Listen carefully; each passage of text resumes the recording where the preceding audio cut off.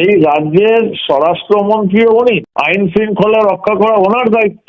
ওনার রাজ্যে একজন বিধায়ক, একজন সাংসদ, কেন্দ্রীয় বাহিনীর সদস্যরা আক্রান্ত হচ্ছে, আহত হচ্ছে, আর উনি কি বললেন 30-40টা গাড়ি নিয়ে? কোথায় দেখলেন উনি 30-40টা গাড়ি? সমস্ত তো লাইভ ফুটেজ সারা ভারতবর্ষ কেন পৃথিবী দেখে 3-4টে গাড়ি ছিল। এবং কি সমস্ত লজিক, 30টা গাড়ি চললে নাকি পাহাড় ক্ষতিগ্রস্ত হয়। সম্পূর্ণ উন্মাদ হয়ে গেছে উনি। এই যে খেলাগুলো খেলছেন, উনি জানেন লাভ হবে না, SIR হবে এবং 2026-এ ঢাকি সমেত বিসর্জন হবে।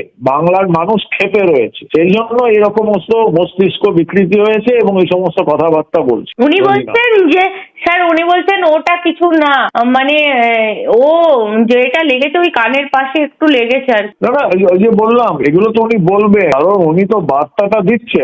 একবারও শুনলে এটা নিন্দা করা হয়েছে। আমি মানে উনি কি দেখতে গিয়েছিলেন স্যার যে কতটা লেগেছে? আরো ভালো লাগে এটা এগুলো সমস্ত গুলিয়ে দেওয়ার চেষ্টা করা মানুষ। ওনার মতো বিভ্রান্তি তৈরি করার নাটুকে রাজনীতিবিদ ভারতবর্ষের ইতিহাসে কোনোদিন হয়নি।